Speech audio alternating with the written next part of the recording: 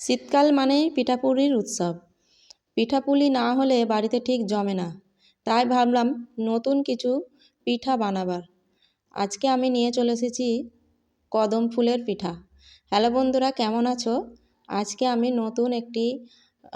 নতুন ধরনের একটি পিঠা আজকে নিয়ে এসেছি। সেটি হলো কদম ফুলের মতনই দেখতে, কিন্তু কদম ফুল নয়, এরকম একটা পিঠা। তো আমার এই পিঠা তৈরি করতে কি কি উপকরণ লাগছে চলো তোমাদের সাথে শেয়ার করি। এখানে আমি নিয়েছি 1 বাটি নারকেল কোড়ানো, তার সঙ্গে একটি এলাচ, পরিমাণ মতো চিনি, লবণ, বিরিয়ানির চাল, আর এখানে আতপ চালের গুঁড়ো, আর পরিমাণ মতো পানি, আর একটু সামান্য ফুড কালার। আমি এখানে ইয়েলো ফুড কালার নিয়েছি, কেন কদম ফুল তো মানে হলুদ রঙের হয়, এই কারণে। তো আমি কড়াই বসিয়ে দিয়েছি, তার মধ্যে একটু সামান্য পানি দিয়ে দিলাম। প্রথমে আমি নারকেলের ছাই মেরে নিচ্ছি। পানির মধ্যে আমি চিনি আর এলাচ দিয়ে দিলাম। চিনিটাকে ভালো করে পানির মধ্যে গলে যতক্ষণ না যায় ততক্ষণ ফুটিয়ে নেব।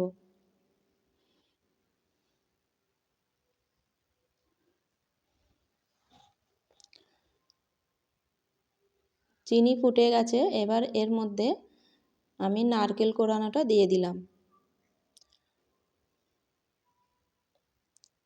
নারকেলে আমি ভালো করে ছাই মেরে নিচ্ছি। তোমরা চিনির বদলে গুড়ও ব্যবহার করতে পারো। ভালো করে আমি নাড়াচাড়া করে দেখো আমার এবারে ছাই মারা হয়ে গেছে।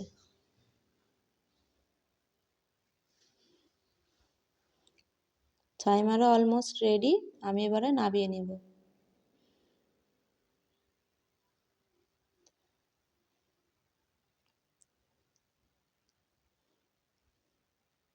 এরপর আমি এর মধ্যে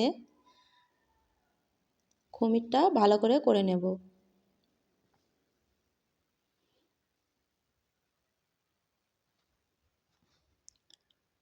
তো কড়াইয়ে আমি সামান্য পানি দিয়ে দিলাম। এবার আমি পানিটাকে ভালো করে ফুটিয়ে নেব। সামান্য নুন দিয়ে দিলাম। পানিটা বলক আসা পর্যন্ত অপেক্ষা করব। তারপর এর মধ্যে যে চালের গুঁড়ো রেখেছিলাম সেটা দেব। এবার এর মধ্যে ফুড কালারটা দিয়ে দিলাম, যাতে করে হলুদ রঙটা আসে।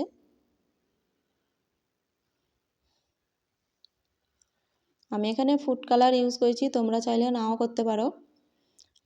কদম ফুলটা হলুদ হয়, এই কারণেই ফুড কালারটা দেয়া।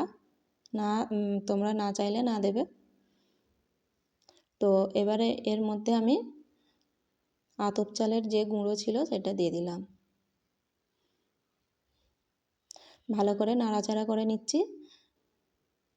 দেখো আমার খুমিরটা অলমোস্ট রেডি হয়ে গেছে। এবার একটি অন্য পাত্রে তুলে নিচ্ছি।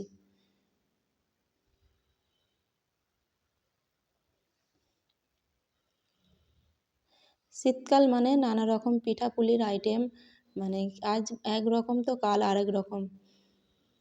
যতদিন শীত থাকবে পিঠাপুলি বানাতেই হবে বাড়িতে, না হলে মনটা ঠিক খুসখুস করে যে পিঠা খাওয়া হলো না, শীতকাল চলে গেল। তো আমি এখানে খুমির করা যে আটাটা ছিল সেটা ভালো করে হাত দিয়ে ডলে ডলে মেখে নিচ্ছি।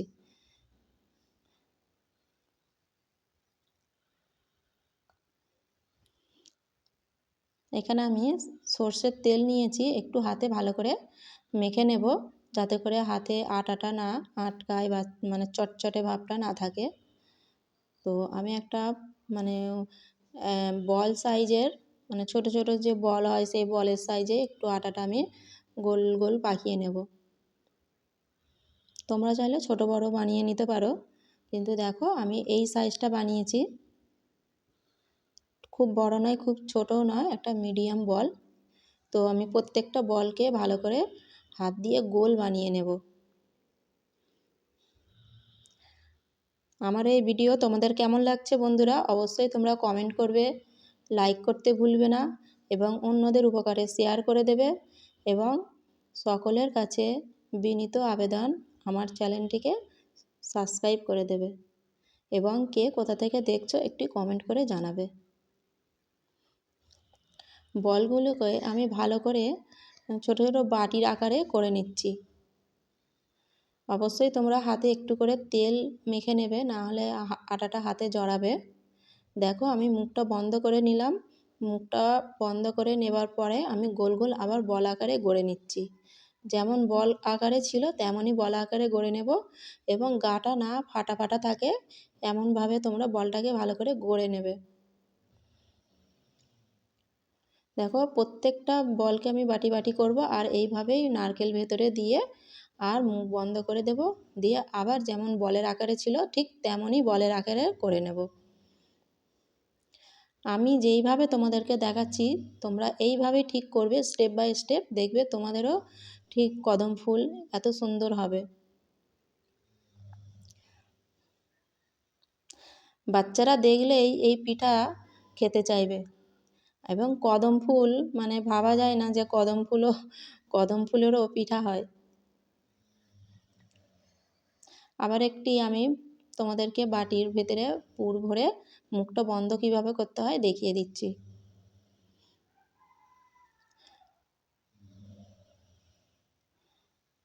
এবং যে বিরিয়ানির চালটা আমি নিয়েছিলাম সেটি আমি মানে 20 থেকে 25 মিনিট আগে ভিজিয়ে রেখেছিলাম। তারপরে আমি ভালো করে ধুয়ে নিয়ে পানি ঝরিয়ে নিয়েছি। পানি ঝরিয়ে নেবার পর এইটা আমি এই বলগুলোর ওপরে পুট করে নেব। চালটা তোমরা আগে থেকে ভিজিয়ে রাখবে, নাহলে চালটা মানে যখন তোমরা এই কদম ফুল বানাতে যাবে তখন গা থেকে ঝরে ঝরে পড়ে যাবে, আটকাবে না। অবশ্যই তোমরা মনে করে আগে 20 থেকে 25 মিনিট আগে চালটাকে ভিজিয়ে রাখবে। তো এবার দেখো আমি কিভাবে বলগুলোকে চালের মধ্যে পুট করে নিচ্ছি। তো এরকমই তোমরা হাতের তালুর মধ্যে মানে টিপে টিপে ভালো করে চালগুলোকে এইভাবে বসিয়ে নেবে, মানে বলগুলোর গায়ে টিপে টিপে এইভাবে বসিয়ে নিলে গা থেকে চালগুলো ঝরে পড়বে না। এবং চালগুলো যেহেতু একটু অনেকক্ষণ আগে এই জলের পানির মধ্যে ভিজানো ছিল, এই কারণে অনায়াসে বলগুলোর গায়ে চালগুলো আটকে যাচ্ছে খুব ভালোভাবে।